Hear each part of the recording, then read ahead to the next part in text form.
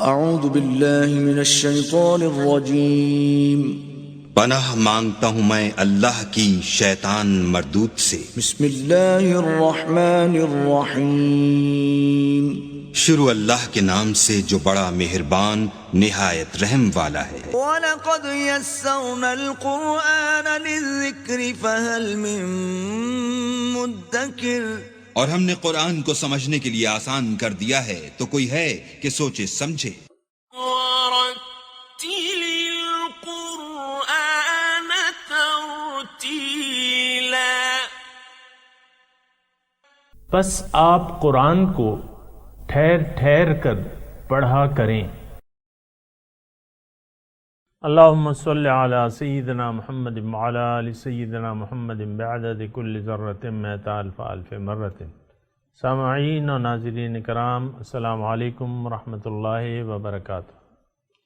سامعین کرام، سورہ یونس آیت نمبر 58 سے 60 تک کا آج کا درس ہے، اور دو موضوعات سامعین کرام آج کے سبق کے اہم ہیں کہ خوشیاں منانے کے قابل کون سی چیز ہے، دوسرا اپنی مرضی سے زندگی گزارنے کا انجام کیا ہوگا۔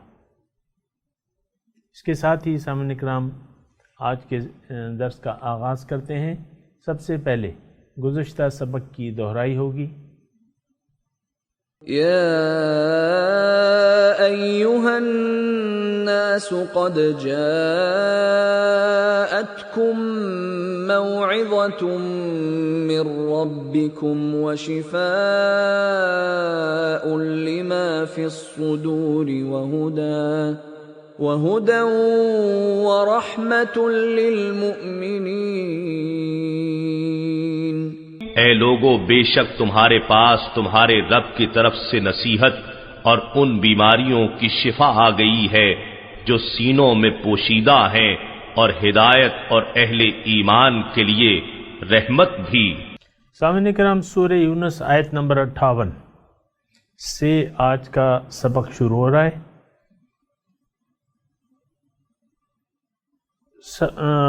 سامعین کرام، آج کی جو آیت ہے آیت نمبر 58، اس کا پہلے آپ ترجمہ سن لیں۔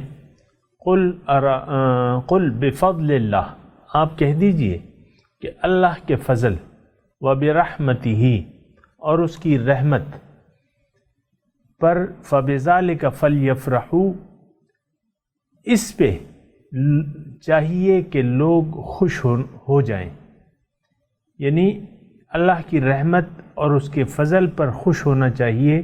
وہ خیر مما یجمعون، یہ بہتر ہے ان چیزوں سے جو یہ جمع کرتے ہیں۔ اللہ اکبر۔ سامعین کرام، اللہ کا فضل اور رحمت دیکھا جائے تو اصل چیز تو یہی ہے نا، یعنی دیکھیں، روحانی نعمتیں اصل نعمتیں ہیں، اور جو ظاہری نعمتیں ہیں وہ تو نعمتیں تو ہیں، لیکن وہ ایک تو فانی ہونے والی ہیں، ان کو بقا نہیں ہے، دوام نہیں ہے، اور وہ مقصود نہیں ہے۔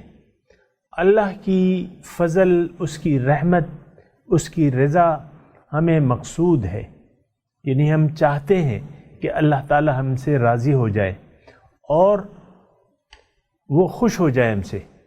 تو جب اس کو ہم راضی کریں گے یا کرنے کی کوشش کریں گے تو پھر اللہ تعالیٰ کی رحمتیں اور اس کا فضل ہم پہ ہوگا، خصوصی فضل اور رحمت۔ یعنی آپ ایسے لگا لیں، میں اس کو کیسے سمجھاؤں؟ دیکھیں، اصل چیز جو ہے وہ دل کا اطمینان ہے، دل مطمئن ہونا۔ ہر انسان خوشی چاہتا ہے، ہر انسان خوشی چاہتا ہے، لیکن دھوکہ اسے یہ ظاہر کا لگ گیا ہے، تو یہ ظاہر میں خوشی چاہتا ہے، پیسہ چاہتا ہے۔ مثال کے طور پہ پیسہ، یعنی جو چیز فائدہ دیتی ہے یا اس کو اچھی لگتی ہے، پیسہ اس کو فائدہ مند لگتا ہے، تو اس سے یہ محبت کرنے لگتا ہے اور اس سے خوش ہوتا ہے۔ یا یعنی اور چیزیں آپ دیکھ لیں، کوئی ہر ایک کے اپنے اپنے کعبہ اور قبلہ ہوتا ہے. تو کسی کو تو عورتیں پسند ہوتی ہیں، کسی لڑکیوں کو مرد پسند ہوتے ہیں. مثال کے طور پہ عرض کر رہا ہوں، یعنی صورتوں پہ لوگ ریجھ جاتے ہیں کہ یار یہ تو بڑی خوبصورت لڑکی ہے یا لڑکا ہے، تو اس کو پھر دل دے بیٹھتے ہیں. آپ دیکھیں یہ بہت سے جو ظاہری جنہوں نے عشق کیا تھا مجازی، تو وہ آپ کی تاریخوں میں آپ نے اس سے گانے بھی بنا لیے ہیں اور ماہیاں بھی بنا لیے ہیں، اور وہ آپ سنتے رہتے ہیں. بہرحال میں یہ نہیں کہہ رہا، بعض صورتوں پہ لوگ ریجھ جاتے ہیں، ظاہری صورتوں میں. صورت میں تو کچھ رکھا نہیں ہے. ظاہر مقصد یہ ہے، ظاہر کو آپ دل دے دیتے ہیں. کوئی اچھے گھر کو پسند کرتا ہے، اچھی جگہ گھر ہو، خوب عالی شان گھر ہو. کوئی مختلف جگہوں پہ پلاٹ بنگلے لینا چاہتا ہے. ہر ایک چیز کی، ہر ایک کی اپنی اپنی خواہشات ہوتی ہیں. کوئی جو ہے اپنی دنیا میں خوش ہے، بس یہ ہے کہ وہ کہتا ہے خرچے چلتے رہیں اور بس ہم کسی کے محتاج نہ ہوں، اور بس وہ اپنی چھوٹی چھوٹی خوشیوں میں یہ بہو ہے اور یہ جو ہے نواسا ہے اور یہ پوتا ہے اور پوتی ہے، اس پہ خوش ہو جاتے ہیں. اللہ تعالیٰ فرما رہے بات یہ ہے، اے لوگو ذرا سمجھو، جو چیزیں تم جمع کرتے ہو وہ تو فنا ہونے والی ہیں. یا جس چیزوں کو ہم دل دے دیتے ہیں سامعین کرام، اور دل حقیقت میں ہم دے دیتے ہیں، یعنی ظاہر کو دل دے دیتے ہیں.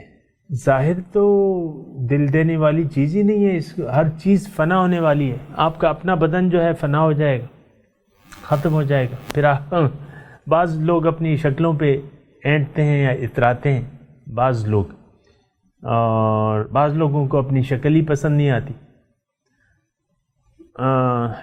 اس سے غرض نہیں ہے، لیکن ہر ایک نے اپنے قبلہ اور کعبہ بنایا ہوا ہے، اس کو دل دیا ہوا ہے. یہ طرز فکر غلط ہے. اصل میں انسان کا رخ اگر ظاہر کی طرف ہو جائے تو پھر یہ ظاہر پہ ریچھتا ہے، لیکن اگر اس نے رخ باطن کی طرف کر لیا تو پھر باطنی نعمتیں اسے اچھی لگتی ہیں یا لگنے لگیں گی. ابتدا میں تو یہ تکلف کر کے یعنی اس راستے پر چلتا ہے، پھر جب عادت ہو جاتی ہے تو روحانی نعمتیں جو ہیں اسے بڑی پیاری لگتی ہیں. اور اللہ تعالیٰ فرماتا ہے کہ ہاں یہ رویہ ٹھیک ہے، تم اللہ کے فضل اور اس کی رحمت پہ خوش ہو. تو اب اللہ تعالیٰ کا فضل اور رحمت دیکھیں، ایک تو یہ ہے کہ نیک یعنی سیدھا راستہ انسان کو یعنی معلوم ہو جائے اللہ تعالیٰ کی طرف سے. ظاہر ہے ہدایت دینے والی ذات تو اللہ تعالیٰ ہی کی ہے. نیکی کی توفیق ملنے لگے، یہ بھی اللہ تعالیٰ کا فضل ہے. برائی سے انسان بچنے لگے، یہ بھی اللہ تعالیٰ کی رحمت ہے. اور اس کے علاوہ تو پھر شمار نہیں ہے سامعین کرام اللہ تعالیٰ کے فضل اور رحمت کا. یہ تو بات یہ ہے کہ جب آپ روحانیت میں آئیں گے پھر آپ کو پتہ چلے گا کہ کیا کیا نعمتیں ہیں. اور جنت کی نعمتیں کے بارے میں اللہ تعالیٰ نے فرمایا کہ فَلَا تَعْلَمُ نَفْسٌ مَّا أُخْفِيَ لَهُم مِّن قُرَّةِ أَعْيُنٍ، کوئی جانتا نہیں کہ اللہ تعالیٰ نے اس کی آنکھوں کی ٹھنڈک کے لیے کیا کیا نعمتیں تیار کر رکھی ہیں. سامعین اکرام جنت جو ہے یہ تو رب کے قرب کا دوسرا نام ہے.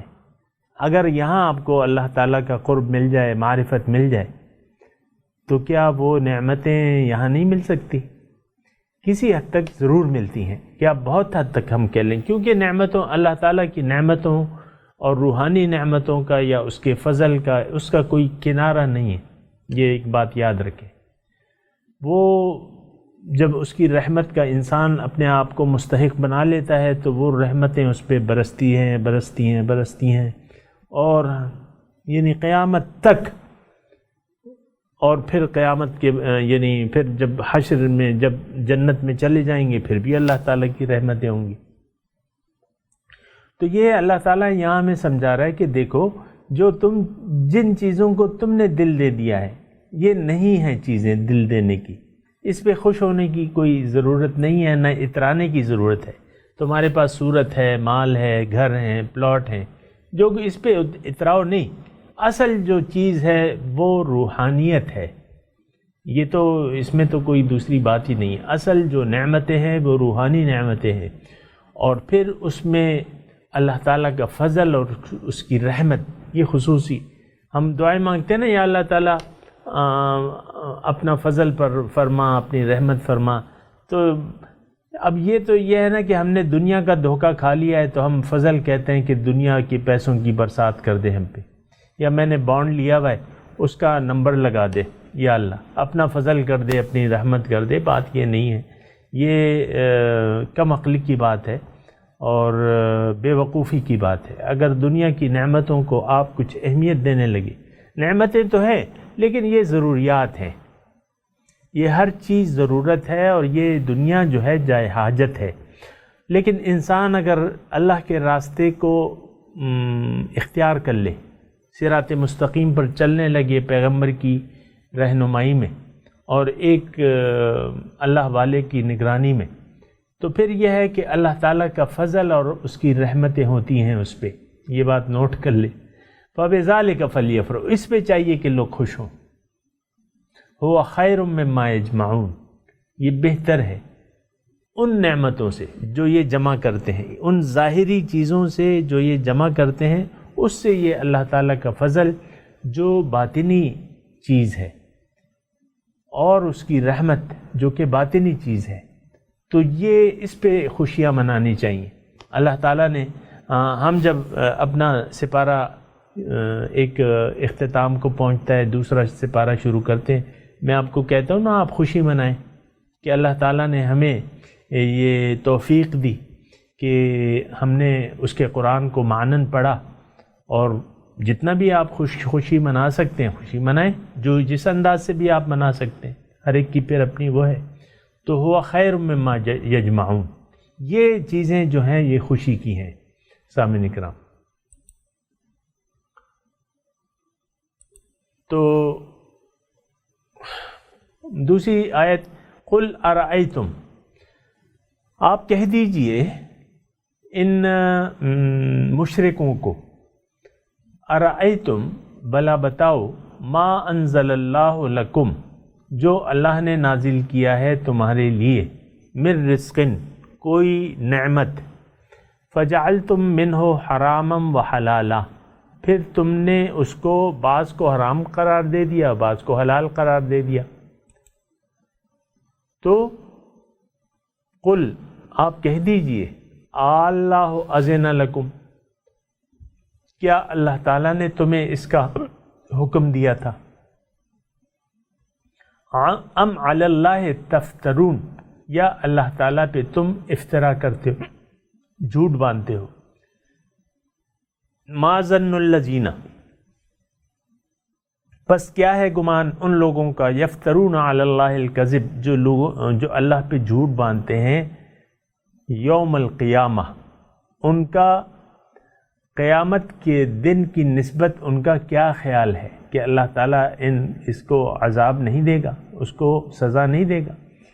لیکن ابھی جو اللہ تعالیٰ نے مہلت دی بھی ہے، ان اللہ، اس کی وجہ یہ ہے ان اللہ لذو فضل علی الناس، اللہ تعالیٰ لوگوں پر بہت فضل کا مالک ہے، اللہ تعالیٰ لوگوں پر بہت مہربان ہے. لذو فضل ولکن اکثرہم لا یشکرون، لیکن اکثر لوگ شکریہ ادا نہیں کرتے. سامعین کرام، تھوڑا سا سمجھنے کی کوشش کرتے ہیں ان دونوں آیتوں کو. اور بات یہ ہے سامعین کرام، ایک بات یاد رکھیں، اگر قرآن کا بنیادی نقطہ یا وہ بنیادی ڈیمانڈ آپ کی سمجھ میں آ گئی قرآن کی، اللہ تعالیٰ کی، اور اس کا طریقہ کار آپ کی سمجھ میں آ گیا، پھر تو یہ قرآن سمجھنا آپ کے لیے آسان ہوگا. لیکن اگر آپ نے حقیقت یعنی نقطہ تلاش نہیں کیا، حقیقت جو قرآن کا اصل مقصود ہے، اور پھر ادھر ادھر آپ پھرتے رہے، تو یہ قرآن کی سمجھ جو ہے یہ پھر مشکل ہو جاتی ہے. سامعین کرام، اگر وہ بنیادی کی آپ کو مل گئی قرآن کی، تو پھر قرآن سمجھنا جو ہے، قرآن فہمی آسان ہو جاتی ہے. یہاں دیکھیں، دو آیتوں کا آپ نے ترجمہ پڑھا. ایک میں یہ ہے کہ دیکھو تمہیں جو میں نے رزق دیا ہے تو اس میں سے تم حرام حلال بنا لیتے ہو اپنی مرضی سے.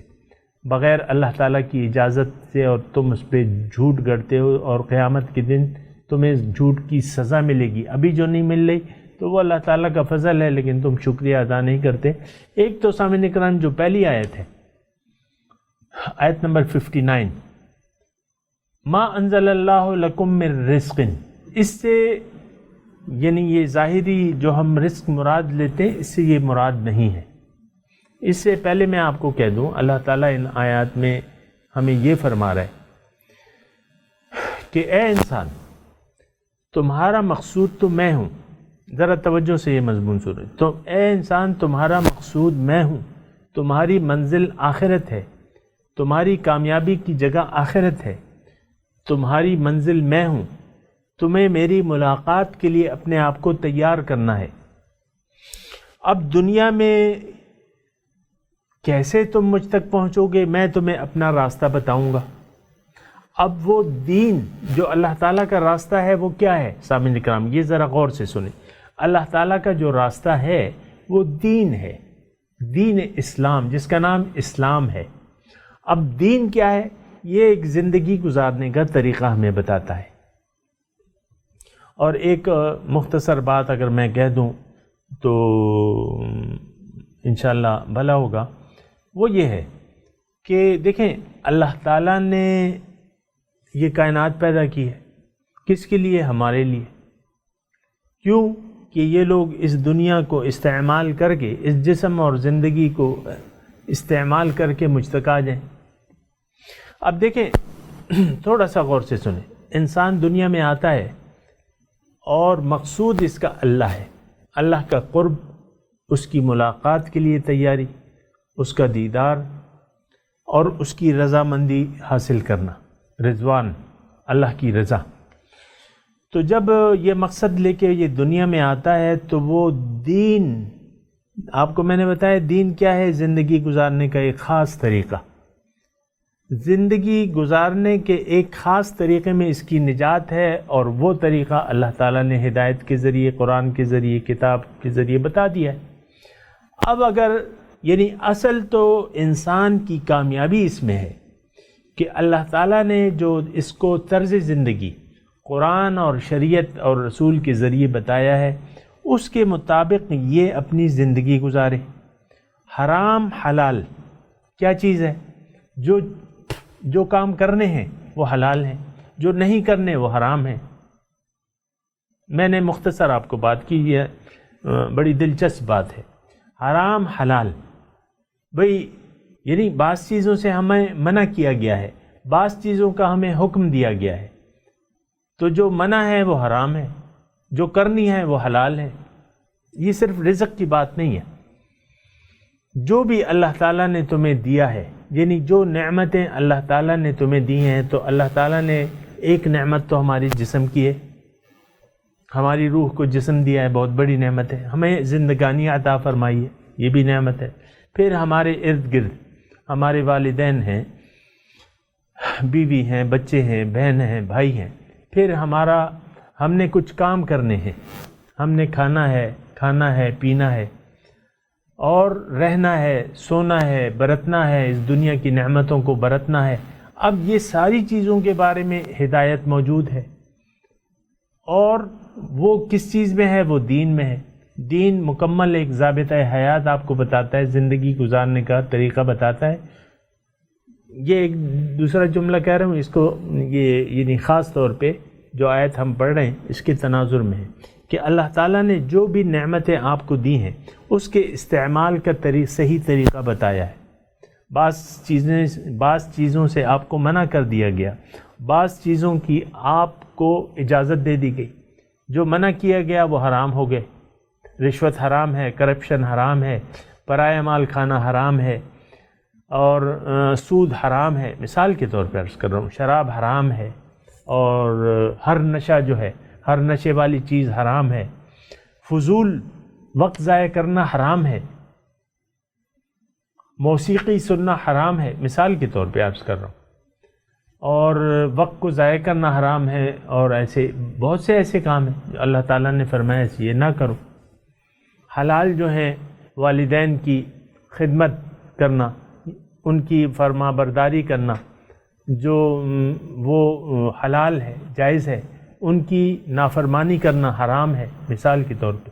تو یہ سب دیکھیں، ہم تو ان تمام رشتوں میں بندھے ہوئے ہیں، یا ہم اولاد ہوں گے، یا والدین ہوں گے، یا بھائی ہوں گے، بہن ہوں گے، یا ہمارے عزیز و اقارب ہوں گے، سب چیزوں کے بارے میں ہدایت موجود ہے۔ یہ ساری نعمتیں ہیں۔ آپ کے اگر والدین ہیں، آپ کے بہن ہیں، بھائی ہیں، بچے ہیں، آپ خود باپ ہیں، آپ خود بیوی ہیں، یہ سب نعمتیں ہیں، اللہ تعالیٰ کی نعمتیں ہیں، ان میں ہم رہ رہے ہیں۔ اور اس میں حرام حلال، مثال کے طور پہ حرام حلال، بیوی کو کہا گیا ہے کہ شوہر کی اطاعت کرو، اس کے ساتھ مسکرا کے ملو، مثال کے طور پہ عرض کر رہا ہوں۔ جو جائز کام ہے اس میں اس کی فرما برداری کرو۔ شوہر کو کہا ہے کہ بھئی تم گھر والوں کا خیال رکھو، اپنی تم میں سے بہتر وہ ہے جو اپنی بیویوں کے لیے بہتر ہو، مثال کے طور پہ عرض کرو۔ اب یہ سارے طریقہ کار ہمیں بتا دیے گئے ہیں، یہ ساری نعمتیں ہیں، اور اس کو برتنے کے اللہ تعالیٰ نے طریقے بتا دیے ہیں، دین مکمل ہے۔ تو اب اس میں اگر ہم اپنی زندگی میں، اب یہ جملہ ایک خلاصے کے طور پہ کہہ رہا ہوں، اللہ تعالیٰ نے جو نعمتیں ہمیں دی ہوئی ہیں، اگر اس کو ہم ہونا یہ چاہیے کہ اللہ تعالیٰ کی منشا اور مرضی اور رضا سے اس کو برتیں۔ اپنے جسم کو آپ کس طریقے سے رکھتے ہیں، کپڑے کس طریقے سے پہنتے ہیں، اپنا گیٹ اپ کس طرح بناتے ہیں، داڑھی منڈوانی چاہیے کہ چھوڑنی چاہیے، مثال کے طور پہ عرض کرو، ورنہ داڑھی میں اسلام نہیں ہے، اسلام میں داڑھی۔ آپ سگریٹ پیتے ہیں، اس کی اجازت ہے نہیں ہے اجازت، تمباکو آپ پیتے ہیں نہیں پیتے، آپ وقت کو کس طرح یوٹیلائز کرتے ہیں، کیا آپ وقت ضائع کرتے ہیں کبھی کہ نہیں، آپ اپنے فرائض ادا کرتے رہتے ہیں۔ فرائض میں آپ کا سونا بھی ہے، آپ کا آرام کرنا بھی ہے، آپ کا کھانا بھی ہے، آپ کا گھر والوں کے ساتھ وقت گزارنا بھی، یہ آپ کے فرائض میں ہے۔ تو یہ ساری چیزیں اللہ تعالیٰ نے مقرر کر دی ہیں، اس کا جائز اور ناجائز اس میں ساری۔ اب ہوتا یہ ہے کہ ہمارا کیا مسئلہ ہے، ہمارا تو بہت برا حال ہے۔ دین کو تو ہم نے چند عبادات تک محدود کر دیا ہے، نماز، روزہ، حج، زکوٰۃ، پھر ہر شخص بس یعنی اپنے خواہشات نفس پہ زندگی گزار رہا ہے، بیوی ہو یا شوہر ہو۔ والدین اپنے بچوں کے ساتھ اپنی مرضی سے سلوک کرتے ہیں، اللہ تعالیٰ نے جو ان کو بیان کیا ہے وہ نہیں کرتے۔ بچے اپنے والدین کے ساتھ اپنی مرضی سے چلتے ہیں، ان کی آج کل اکثر اولاد جو ہے وہ نافرمان ہوتی ہے، ادب نہیں کرتی، والدین کا ادب نہیں کرتی، خیال نہیں رکھتی، ورنہ حضور نے فرمایا کہ یعنی ماں 3 گنا زیادہ حقدار ہے اچھے سلوک کی، اچھے سلوک کی باپ سے 3 گنا زیادہ حقدار ہے۔ لیکن بعض آپ دیکھیں لڑکیاں جو ہیں، لڑکیاں ہو گئے، لڑکے ہو گئے، ماں کو جواب دیتے ہیں، بعض جو ہیں وہ مائیں جو ہیں ہاتھ بھی اٹھا لیتی ہے والدین پہ، ماں پہ، اگر جس کا بھی بس چلتا ہے۔ بہرحال یہ دیکھیں اللہ تعالیٰ نے کچھ حدود متعین کر دی ہیں زندگی گزارنے کی، ہم اس کو دین نہیں سمجھتے، یہ اپنی مرضی سے ہم زندگی گزار رہے ہیں بے سر و پیر، بغیر کسی مقصد کی، اپنی خواہشات نفس پہ۔ تو اللہ تعالیٰ فرما رہا ہے کہ دیکھو حکم تو میرا، زندگی میں نے تمہیں دی ہے، زندگی میں نے تمہیں دی ہے، اور اس کو میری مرضی سے تم نے گزارنا تھا۔ اب تم اس میں اپنی مرضی کر رہے ہو کہ میں یہ چاہتا ہوں، میں یہ چاہتی ہوں، میں یہ نہیں چاہتی۔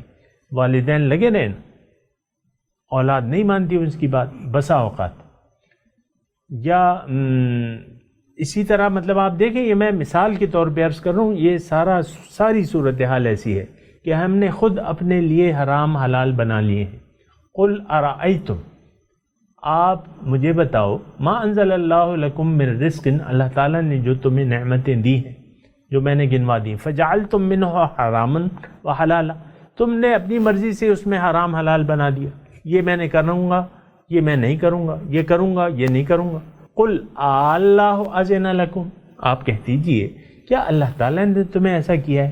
جو تم اپنی مرضی سے کہہ رہے ہو کہ میں ایسا کروں گا، اور تم نہ والدین کی مان رہے ہو، نہ قرآن کی مان رہے ہو، نہ حدیث کی مان رہے ہو، اپنی مرضی سے تم نے قانون بنا لیا ہے۔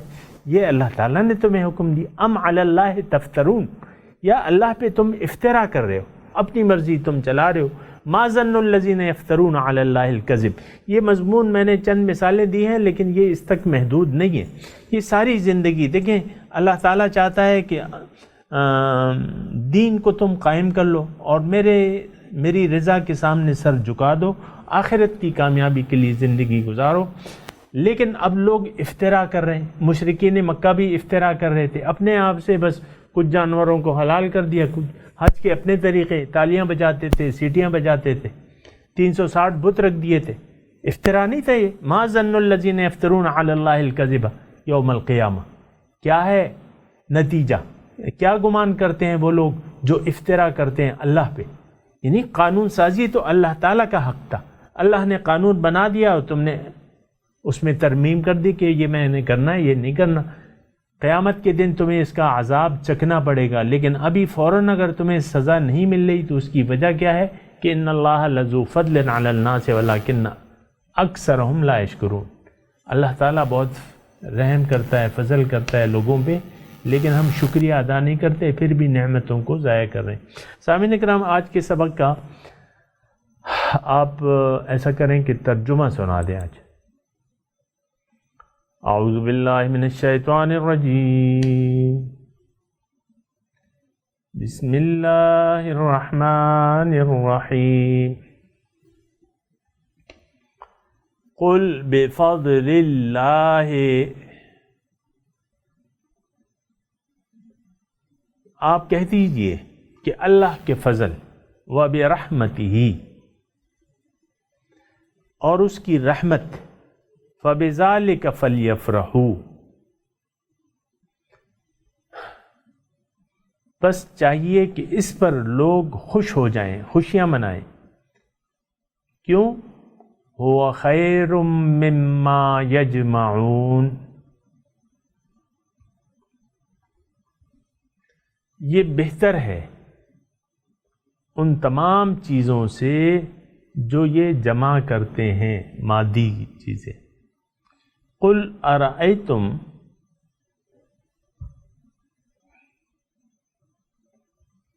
آپ ان سے کہیے کہ بھلا دیکھو تو، ما انزل اللہ لکم من رزق،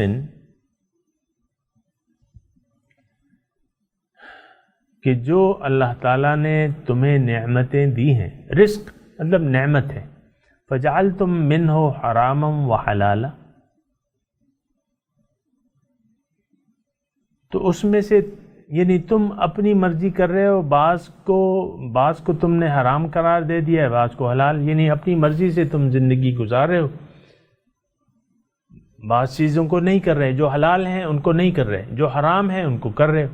مثال کے طور پہ رشوت حرام ہے، تم لے رہے ہو، نماز حلال ہے، حکم ہے، تم نماز نہیں پڑھ رہے یا اس کے حقوق نہیں ادا کر رہے، مثال کے طور پر۔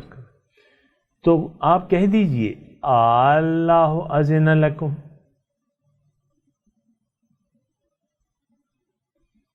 کیا اللہ نے تمہیں ایسا کرنے کا کہا ہے، اجازت دی ہے تمہیں کہ تم اپنی مرضی سے باتیں گھڑ لو؟ ام علی اللہ تفترون، یا اللہ پہ تم افترا کرتے ہو، یعنی اللہ نے تو تمہیں اجازت نہیں دی اور تم اپنی مرضی زندگی کے کاموں میں چلاتے ہو، بڑوں کی بات نہیں مانتے، قرآن کی بات نہیں مانتے، رسول کی بات نہیں مانتے، اپنی مرضی چلا رہے ہو۔ تو ما ظن الذین یفترون علی اللہ الکذب یوم القیامہ،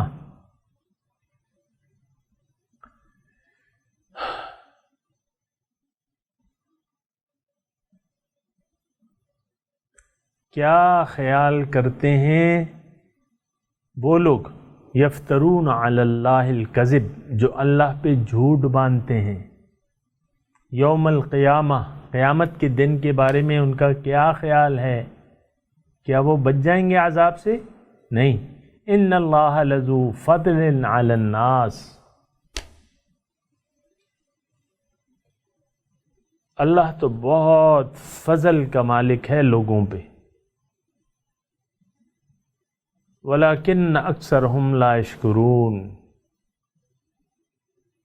لیکن اکثر لوگ اس کی نعمتوں کا شکریہ ادا نہیں کرتے، ناشکری کرتے ہیں، غلط استعمال کرتے ہیں نعمتوں کو.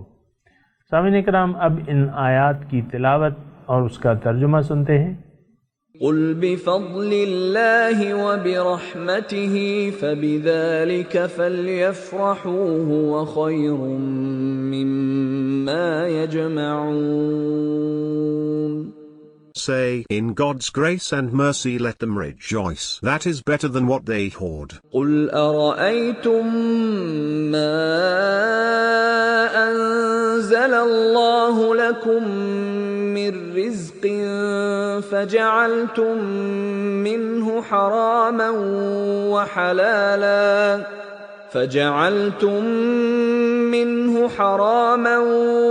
وحلالا قل الله أذن لكم أم على الله تفترون. Say, have you considered the sustenance God has sent down for you, some of which you made unlawful, and some lawful? Say, did God give you permission, or do you fabricate lies and attribute them to God? وما ظن الذين يفترون على الله الكذب يوم القيامة إن الله لذو فضل على الناس ولكن أكثرهم لا يشكرون. What will they think, those who fabricate lies and attribute them to God, on the day of resurrection? God is bountiful towards the people, but most of them do not give thanks. اس کے ساتھ ہی سامعین کرام آج کے درس کا وقت اختتام کو پہنچا. انشاءاللہ اگلے درس میں ملاقات ہوگی. وآخر دعوانا ان الحمد للہ رب العالمین. والسلام علیکم ورحمۃ اللہ وبرکاتہ.